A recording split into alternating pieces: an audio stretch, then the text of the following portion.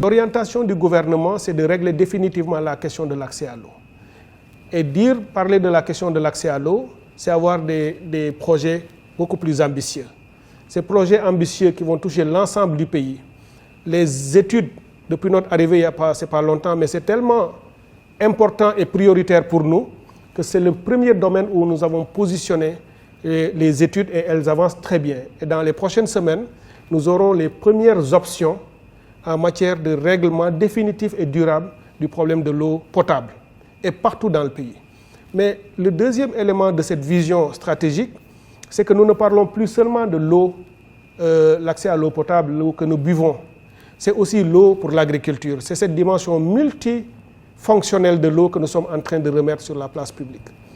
Vous avez entendu mon collègue ministre de l'Agriculture et de la Souveraineté alimentaire dire qu'il a à cœur, conformément à la vision du président de la République, de garantir la souveraineté alimentaire du Sénégal par le développement de l'agriculture et l'ensemble de ses programmes agricoles pour qu'on n'importe plus certains produits ou certaines denrées qui sont utiles pour notre industrialisation mais qu'on les cultive sur place. Et qu'il développe aussi l'élevage. Mais il ne peut pas le faire s'il n'a pas d'eau. Du coup, tout le designing de notre politique en matière de maîtrise de l'eau, ça va aussi être fait en bonne intelligence avec la stratégie de développement agricole. Par exemple, il identifie les zones du pays qui ont des vocations spécifiques en matière de production et dans la politique hydraulique, on met les investissements qu'il faut à ces niveaux-là, que ça soit sous forme de bassins ou de lacs artificiels ou de forage ou de canalisation, etc. C'est comme ça qu'on va travailler en intelligence pour que l'eau serve l'agriculture, serve l'élevage, mais évidemment, s'il n'y a pas assez d'eau, même dans les zones touristiques avec les hôtels, on m'a rapporté des problèmes, par exemple dans certaines zones du Saloum, où par manque d'eau, des hôtels ont été obligés de fermer. Donc vous voyez que ça a des impacts partout.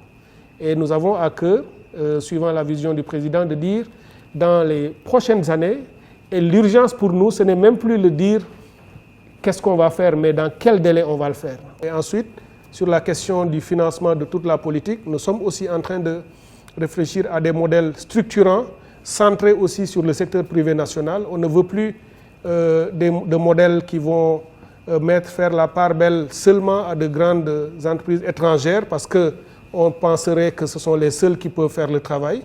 Il y a des Sénégalaises et des Sénégalais qui sont là dans le secteur de l'eau et de l'assainissement, qui sont très bons, qui ont besoin que d'une chose, c'est d'être soutenus par l'État, encadrés, appuyés, pour qu'ils soient aussi des acteurs de premier plan, pour pouvoir aussi bâtir des champions. Comme vous l'avez vu, le président l'avait dit, il faut bâtir des champions dans le domaine économique au Sénégal. Dans le domaine de l'hydraulique et de l'assainissement, nous avons aussi, notre option de bâtir des champions sectoriels d'entreprises sénégalaises qui vont être parmi les majors qui vont porter le secteur, aussi bien dans l'hydraulique que dans l'assainissement, et que demain, que ces entreprises sénégalaises puissent se positionner dans la sous-région. L'approche là où il y a vraiment pour nous une vraie valeur ajoutée, et le président a beaucoup insisté là-dessus, c'est que vous savez qu'il y a eu beaucoup d'investissements dans le pays. L'État a mis beaucoup d'argent dans la préservation de nos espaces de vie, dans la lutte contre les inondations. Mais si vous regardez en arrière, vous vous rendez compte que les résultats sont très très mitigés. On n'a pas atteint tous les résultats qui étaient escomptés, puisque l'approche a été souvent focalisée sur l'infrastructure, la construction d'infrastructures, le financement. Vous savez que déjà, on en parlait lors du conseil interministériel dernièrement. Rien que sur ce projet dans la banlieue, plus de 717 milliards de francs CFA ont été investis dans le plan décennal de lutte contre les inondations. Pourquoi il n'y a pas eu autant de résultats qu'on le souhaiterait? Parce que de notre point de vue, et c'est ça notre diagnostic, il n'y a pas eu suffisamment d'appropriation populaire et communautaire.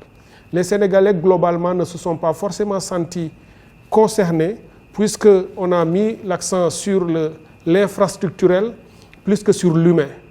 Or, il est évident que lorsqu'on veut faire le bonheur des gens, sans les impliquer dans le processus de construction des solutions à leurs problèmes. Et pire, lorsqu'on le fait à leur insu quelquefois, on n'a pas tous les résultats qu'on veut. Et c'est pour cette raison que les comportements n'ont pas changé. On peut mettre des canalisations, on peut mettre tout ce qu'il faut en termes de dispositifs, mais lorsque les populations ne sont pas sensibilisées, ne sont pas forcément conscientes de l'intérêt que cela recèle pour eux et que c'est à eux, en fait, de pouvoir s'en occuper, on reprend les mêmes choses et on reproduit les mêmes comportements déviants. Du coup, nous voulons venir avec une approche nouvelle qui consiste à centrer l'action maintenant sur le citoyen, sur la population, en les amenant à prendre conscience de leur rôle et responsabilité. Et c'est à cela que le président de la République, par exemple, les appelle, à cette journée du 1er juin, samedi, pour un investissement humain à dimension nationale, à l'échelle de tout le pays. Et ici, à Dakar, bien entendu, il fera sa propre sortie et prêcher par l'exemple. Et on le verra sur le terrain, avec la population, curer, nettoyer, pour montrer qu'il appartient à la population désormais de pouvoir le faire. Mais il ne s'agit pas seulement, et c'est ça le message qu'il va leur porter, il ne s'agit pas seulement de faire une sorte de journée de nettoyage et c'est terminé. Il y a non seulement le processus d'appropriation pour que la communauté continue à faire le travail, mais comprendre qu'on ne peut plus revenir pour salir l'espace qu'on vient de nettoyer nous-mêmes. C'est un peu ça l'approche. De dire si nous avons pris on s'est donné autant de mal et pris autant de peine à nettoyer, on doit faire l'effort de ne pas salir puisqu'on sera obligé de renettoyer le lendemain. Il veut donc inscrire une approche durable, une approche quasiment un peu définitive dans la prise en charge des actions, mais aussi inviter les Sénégalais, puisque nous allons vers la Tabaski. On sait que si nous nettoyons le 1er juin, le jour de la Tabaski, si on ne sensibilise pas assez, on peut encore voir les gens, les comportements et les pratiques antérieures, on les connaît. Les gens vont encore mettre dans des caniveaux des abats et autres carcasses de moutons et tous les déchets issus de la Tabaski. On veut déjà, dès cette prochaine fête, les amener à se dire on ne peut plus reprendre les mêmes comportements. Donc vraiment, c'est pour vous dire que cette approche consiste à tout recentrer sur le citoyen et à lui montrer qu'effectivement, il est l'acteur de la transformation. Nous avons accéléré parce que nous avons pris la mesure et en relation avec le ministère de l'économie, des finances et du budget, nous avons d'ailleurs déclenché le processus. Les travaux sont estimés à 425 millions de francs CFA et tout ça c'est déjà lancé pour la prise en charge effective des régions, surtout les régions où aussi on a identifié des points bas et des zones très sensibles et vulnérables aux inondations. Donc pour vous dire qu'on a identifié les points, les problèmes, les bassins qui doivent être redimensionnés le seront. Un exemple sur Dakar que vous connaissez aussi, le bassin qui est sur la zone de captage qui pouvait accueillir 170 000 mètres cubes d'eau. Nous avons décidé de porter à 250 000 mètres cubes d'eau, ce qui veut dire qu'il y a du travail qui sera fait sur ce bassin pour l'agrandir, pour pouvoir stocker plus d'eau qu'avant. Et c'est aussi la même chose que nous ferons dans d'autres parties de Dakar, en particulier avec l'appui de l'armée. Là aussi, ça va être pas une nouveauté parce que l'armée intervenait déjà.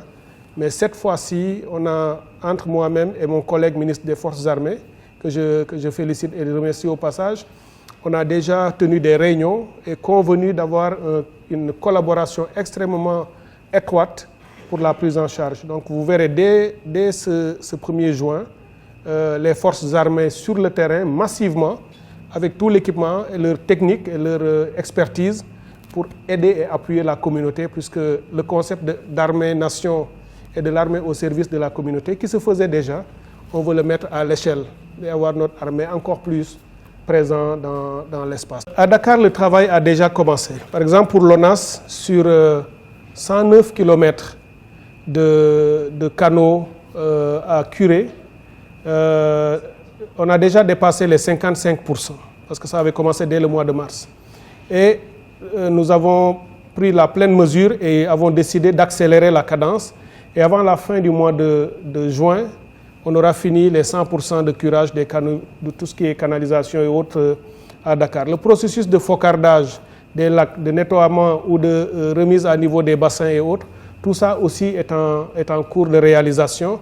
Et dans le courant du mois de mars, avant la fin, bien avant, tout ça sera également réalisé. Par exemple, pour vous donner aussi une statistique là-dessus, 94% par exemple de tout ce qu'il faudra faire en matière d'infrastructures structurantes sur les points bas, parce qu'il y a un certain nombre de points bas qui ont été identifiés dans la région et sur lesquels des actions doivent être menées.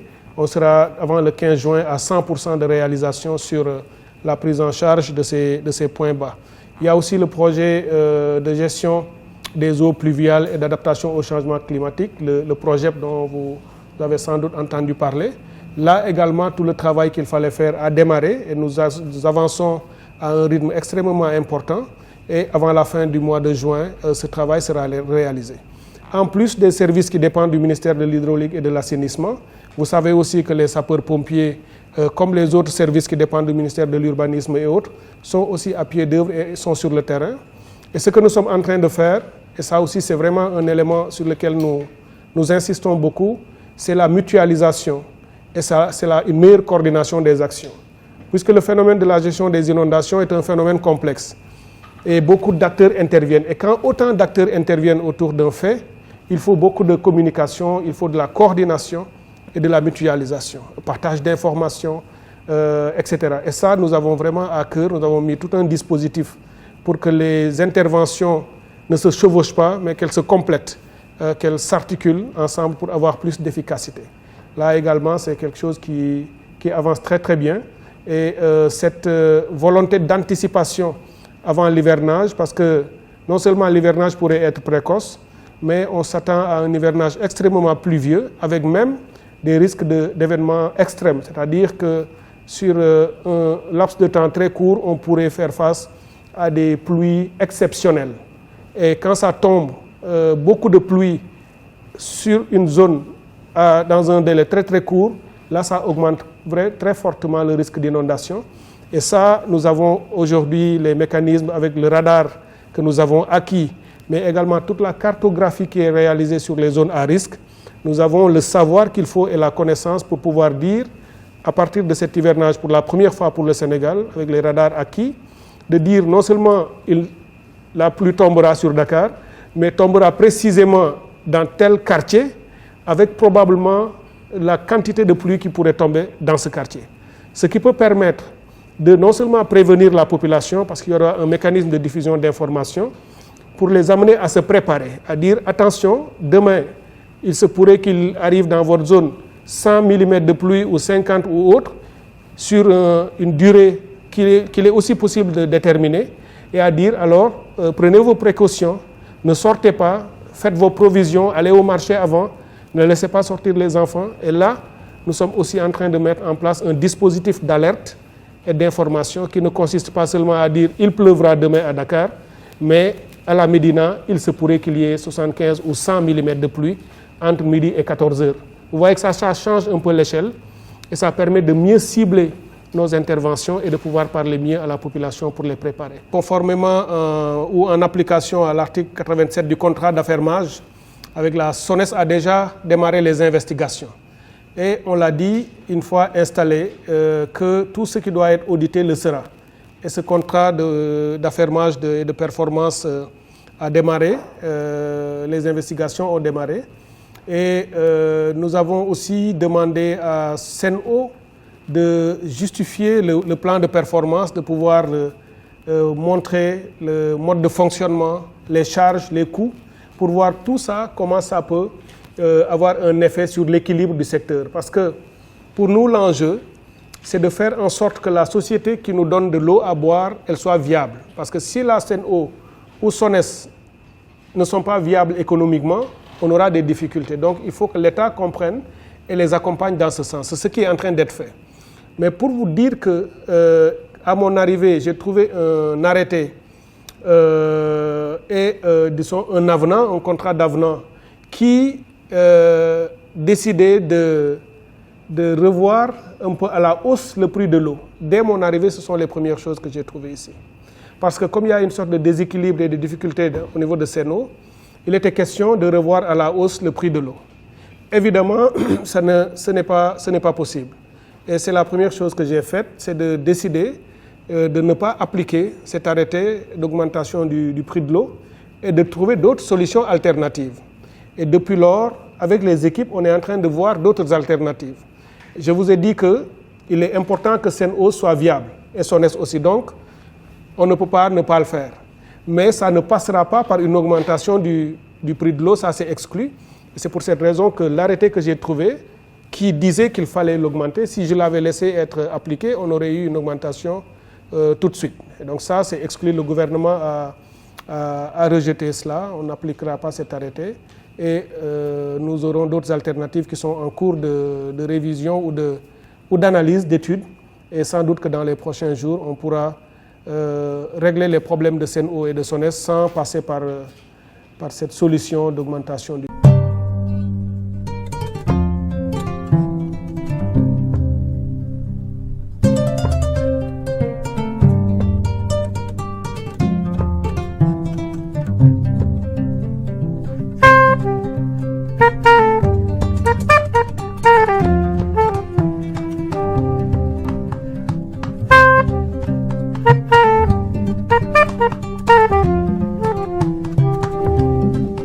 Afamolu ngali konton kolen na jali asilola iye kamben kavo dum munya bolodi